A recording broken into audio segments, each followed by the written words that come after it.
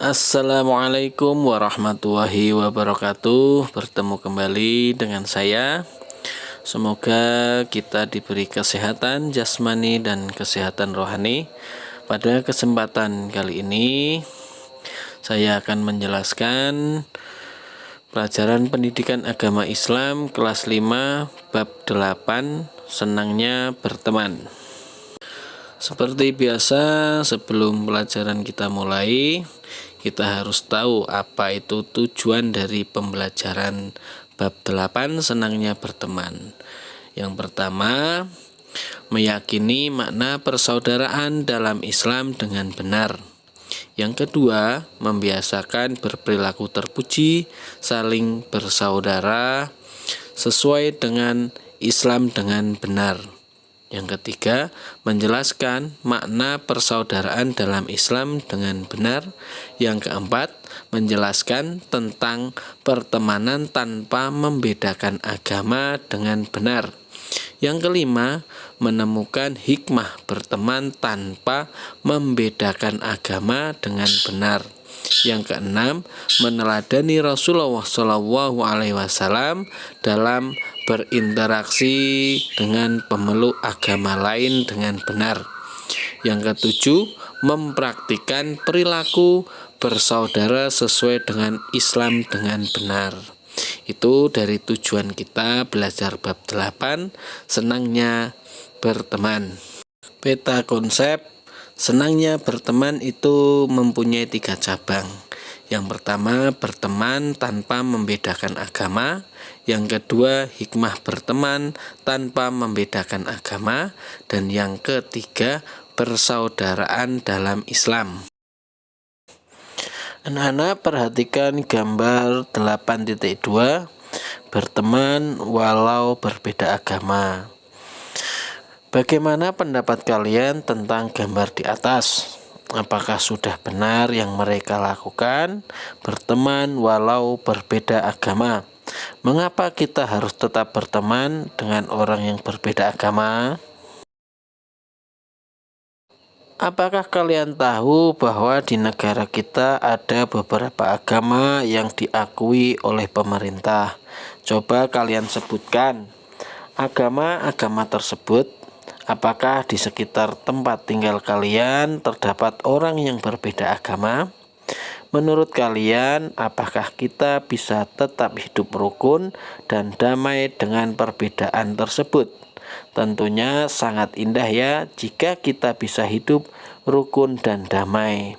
Islam hadir sebagai rahmat untuk seluruh alam, tidak terkecuali bagi mereka yang tidak memeluk agama Islam atau non-muslim. Islam membawa kedamaian bagi seluruh umat beragama. Umat manusia memiliki teladan mulia yaitu Rasulullah SAW.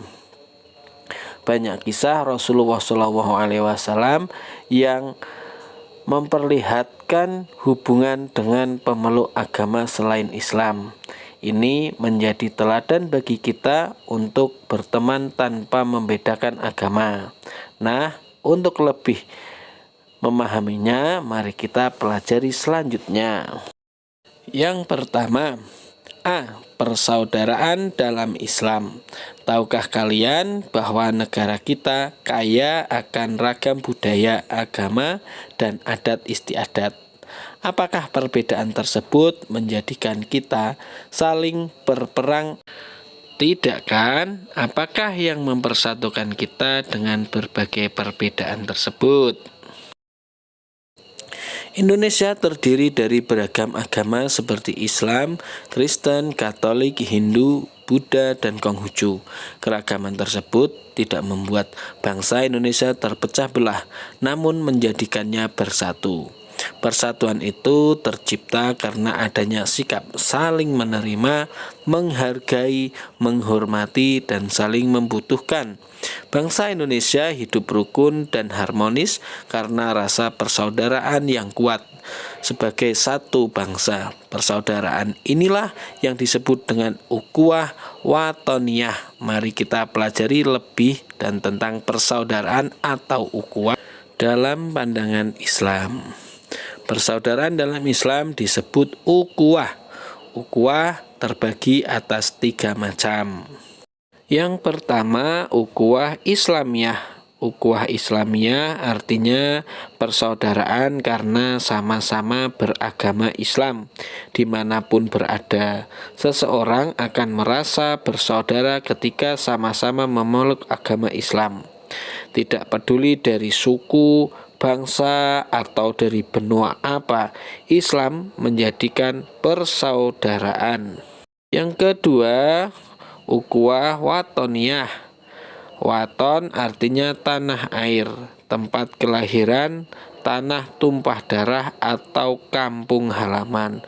Ukhuwah watoniyah merupakan persaudaraan didasarkan satu bangsa. Seperti halnya kita hidup di Indonesia dengan berbagai suku, bangsa, agama, dan adat istiadat yang berbeda, tetapi kita tetap bersaudara, yaitu saudara sebangsa Indonesia. Dan yang ketiga adalah ukhuwah insaniyah. Ukhuwah insaniyah yaitu persaudaraan karena sesama manusia, ciptaan Allah.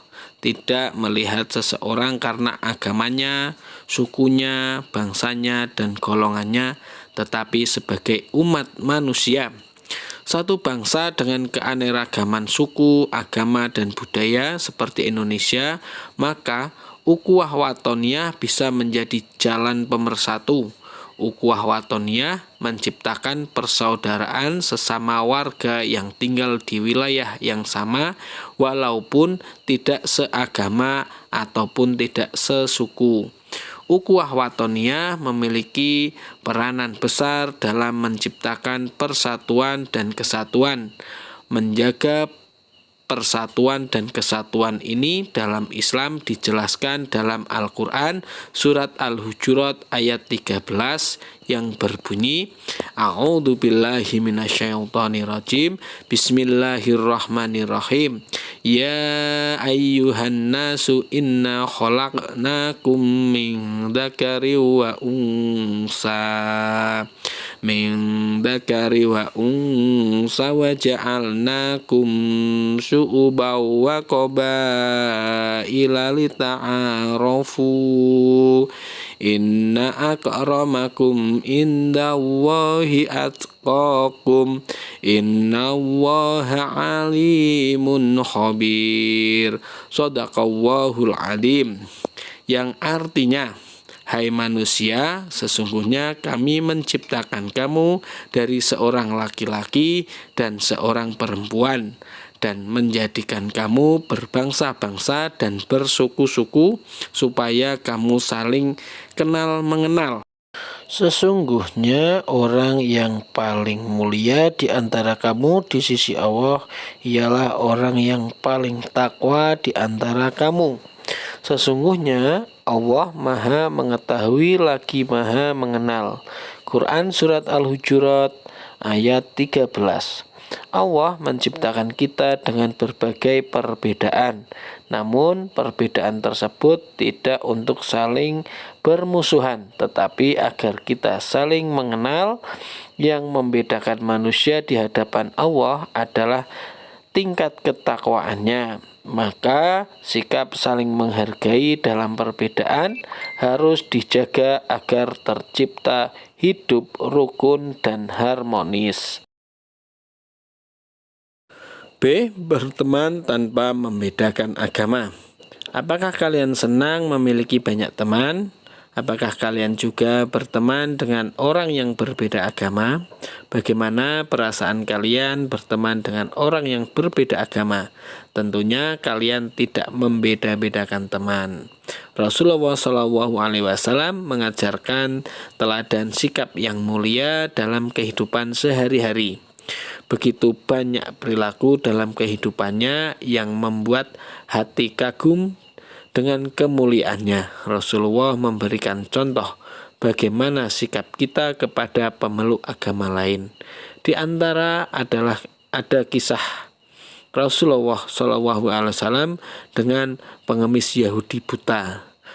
Mau tahu ceritanya? Mari kita baca kisah selengkapnya. Rasulullah Shallallahu Alaihi Wasallam dan pengemis Yahudi buta. Dahulu ada seorang pengemis Yahudi buta yang sering duduk di sudut pasar Madinah. Setiap orang yang mendekat kepadanya, ia selalu mengatakan, "Wahai saudaraku, jangan dekati Muhammad. Dia itu orang gila, seorang pendusta, dia juga seorang tukang sihir. Kalian akan dipengaruhinya jika mendekatinya." Hari demi hari ia selalu melakukan hal tersebut tanpa sepengetahuan. Ternyata Rasulullah SAW adalah orang yang selalu memberikannya makan setiap pagi. Hal itu dilakukan Rasulullah SAW sampai beliau wafat. Setelah beliau wafat, tidak ada lagi yang memberi makan dan menyuapi si pengemis Yahudi buta itu. Suatu hari sahabat Nabi bernama Abu Bakar As-Siddiq radhiyallahu an berkata kepada anaknya yang juga istri tercinta Rasulullah SAW, Aisyah radhiyallahu an, "Anakku, adakah perbuatan baik keseharian Rasulullah yang belum kukerjakan?" Aisyah menjawab ayahnya, "Ayahku, Rasulullah setiap pagi selalu pergi ke ujung pasar dengan membawa makanan untuk seorang pengemis Yahudi buta yang berada di sana." Keesokan paginya Abu Bakar radhiyallahu an melakukan hal yang sama seperti Rasulullah SAW lakukan. Ketika Abu Bakar mulai menyuapinya, si pengemis marah karena ia merasa ini bukan orang yang biasa menyuapinya. Abu Bakar radhiyallahu an masih belum mengakui jika ia memang bukanlah orang yang biasa menyuapi pengemis itu. Kau bukan orang yang biasa menyuapiku. Aku tahu karena orang yang selalu menyuapiku, dia menghaluskan dahulu makanan itu di mulutnya, lalu diberikan kepadaku," kata pengemis itu. Abu Bakar radhiyallahu an tidak dapat menahan tangisnya sambil berkata, "Aku memang bukan orang itu. Orang mulia itu sudah wafat. Beliau adalah Muhammad SAW." Mendengar hal itu, si pengemis terkejut dan merasa bersalah karena selama ini telah menghina dan memfitnah Rasulullah SAW. Hal itu membuat si pengemis menangis terseduh-seduh. Ia sadar betapa mulia orang yang selama ini dimaki-maki tak pernah membalasnya dengan perbuatan yang sama, melainkan tetap berlaku kasih karena terketuk kemuliaan akhlak Rasulullah SAW. Akhirnya si pengemis Yahudi buta tersebut menyatakan masuk Islam dengan bersyahadat di hadapan Abu Bakar radhiyallahu an. Dalam cerita di atas mengajarkan kita tentang berbuat baik kepada siapa saja, tidak peduli dengan agama mereka. Jika mereka membutuhkan bantuan, maka harus kita tolong. Begitu juga dengan berteman. Kita tidak boleh membeda-bedakan teman karena berbeda agama. Mari kita bersikap baik. Selanjutnya, berikut adalah pelajaran yang dapat kita ambil dari kisah Rasulullah SAW dan pengemis Yahudi buta tadi dalam menjalani kehidupan sehari-hari. Yang pertama, tolong menolong kepada siapa saja. Kita tidak memandang siapa saja yang kita tolong. Bila orang tersebut membutuhkan, marilah kita tolong. Yang kedua, tidak membeda-bedakan teman. Semua teman itu sama. Dan yang terpenting, kita mencari teman itu harus yang berakhlak baik. Jauhilah teman yang bisa mengajak atau mempengaruhi kita kepada perbuatan yang tercela. Yang ketiga, tidak memaksa untuk memeluk agama. Rasulullah SAW tidak pernah memaksa orang lain untuk memeluk agama Islam. Kelembutan dan akhlak yang baik dalam bergaul membuat banyak orang mencintai beliau. Bahkan dengan kelembutannya banyak yang simpatik dan tertarik dengan agama Islam. Itulah cara Rasulullah mengenaikan Islam. Bagaimana dengan kalian? Ayo tunjukkan pribadi muslim yang ramah, santun, dan penuh kasih sayang.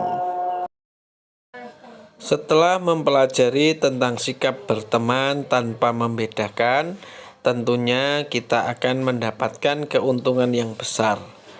Ada beberapa hikmah yang akan kita dapatkan jika kita berteman tanpa membedakan agama. Yang pertama, menciptakan perdamaian. Yang kedua, mempererat tali persaudaraan. Yang ketiga, dicintai oleh Allah. Yang keempat, disukai banyak orang. Yang kelima, menjadikan pribadi yang rendah hati. Dari pelajaran yang sudah kita pelajari bersama, jadi rangkumannya adalah yang pertama, ukhuwah watoniyah adalah persaudaraan sesama warga yang tinggal di negara yang sama walaupun tidak seagama atau satu suku. Yang kedua, berteman baik dengan orang yang berbeda agama adalah anjuran Rasulullah. Yang ketiga, sikap berteman yang baik adalah tidak membedakan teman karena agama, saling tolong-menolong, tidak memaksakan kehendak kepada orang lain untuk memeluk agama. Yang keempat, akhlak yang baik dalam bergaul akan membuat orang lain menyukai pribadi kita. Yang kelima, hikmah kita berteman tanpa membedakan agama adalah menghindari perpecahan, mempererat tali persaudaraan, mempertebal keimanan, dicintai banyak orang, menjadikan kita pribadi yang rendah hati.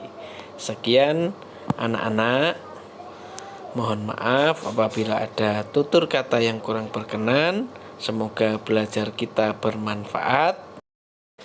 Dan bila ada penjelasan yang kurang jelas, bisa tulis di kolom komentar. Sekian dari saya. Wassalamualaikum warahmatullahi wabarakatuh.